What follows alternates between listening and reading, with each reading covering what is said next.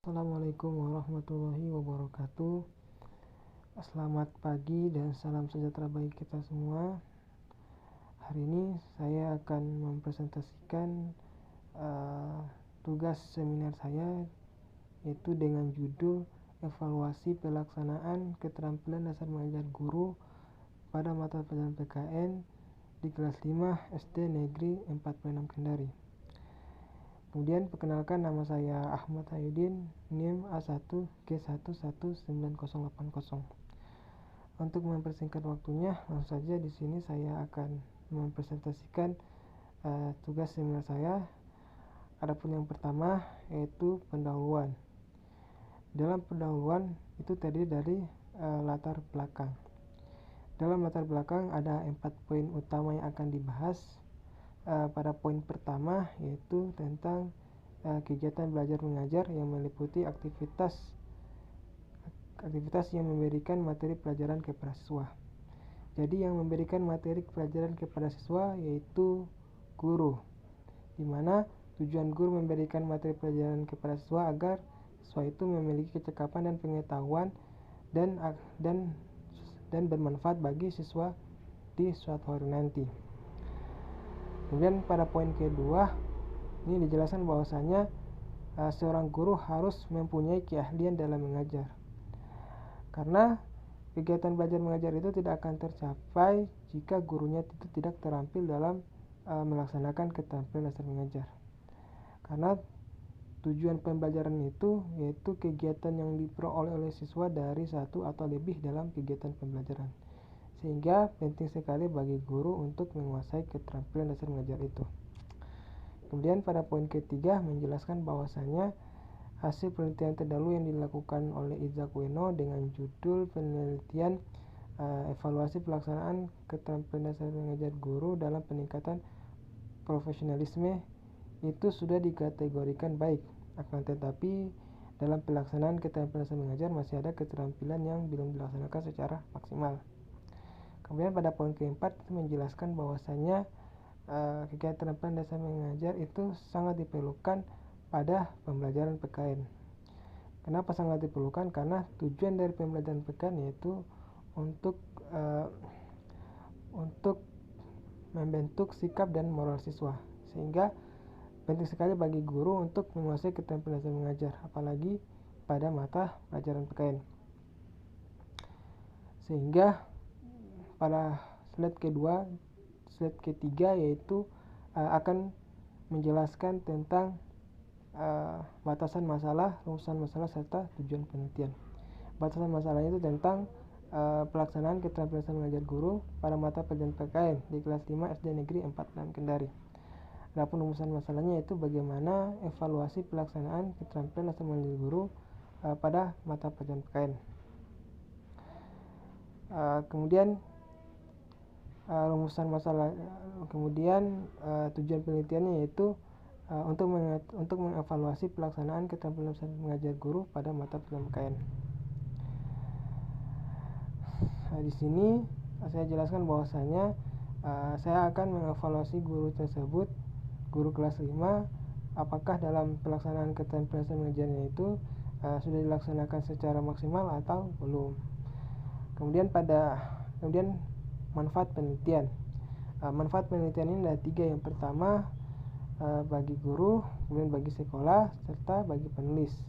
Bagi guru itu sendiri yaitu guru dapat meningkatkan keterampilan dasar mengajarnya dan bisa menciptakan pembelajaran yang optimal. Kemudian bagi sekolah yaitu sebagai bahan masukan bagi sekolah agar melakukan pelatihan maupun pembinaan terhadap guru untuk meningkatkan keterampilan dasar mengajar dan tercapainya tujuan pendidikan nasional. Salah satunya tujuan pendidikan nasional yaitu mencerdaskan kehidupan bangsa.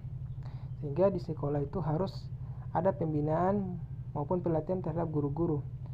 Sehingga nantinya ketika guru tersebut mengajar itu sudah terampil dalam melaksanakan keterampilan dasar mengajar itu. Kemudian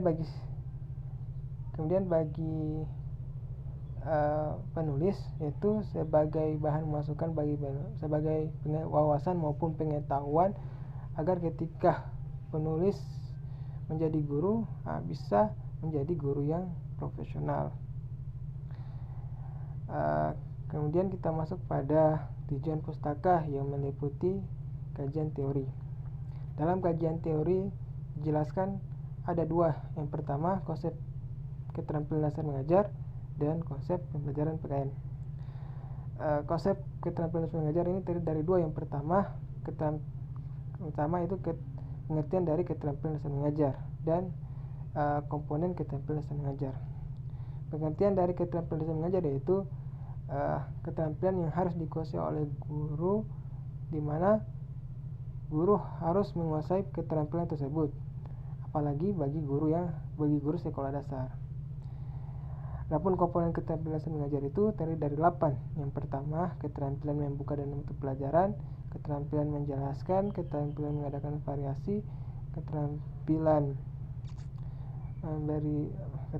mengelola kelas, keterampilan bertanya, keterampilan memberi penguatan, keterampilan membimbing diskusi kelompok kecil, dan keterampilan mengajar kelompok kecil dan perorangan. Kemudian pada bagian kedua yaitu menjelaskan tentang konsep pembelajaran PKN. Yang pertama yaitu pengertian pendidikan kewarganegaraan.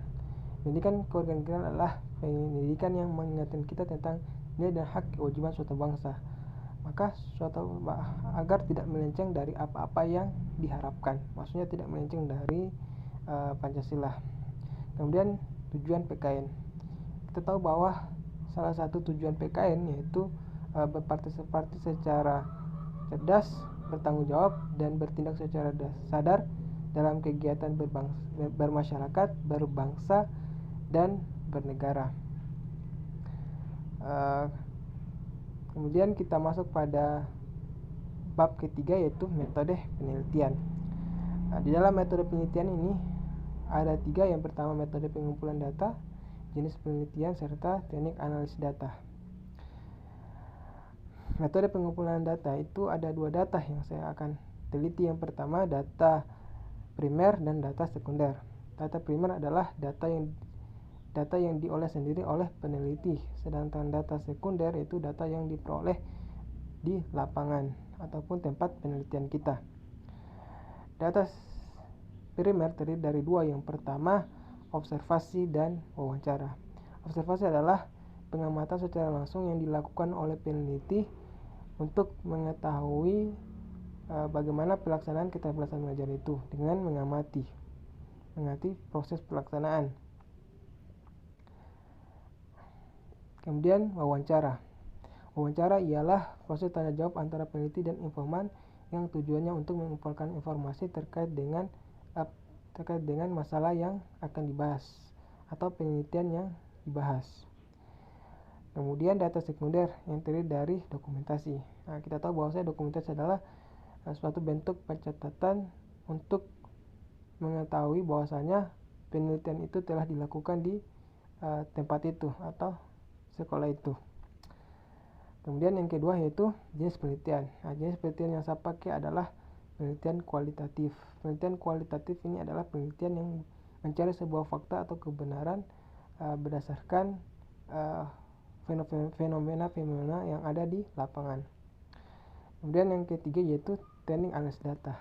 Teknik analisis data ini ada 2 yang saya pakai. Yang pertama, teknik analisis data kualitatif dan teknik analisis data kuantitatif.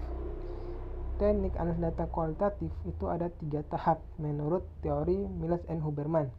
Adapun tahap pertama yaitu reduksi data. Reduksi data adalah data diperkecil, dirapikan, diatur, dan dibuang yang salah. Maksudnya di sini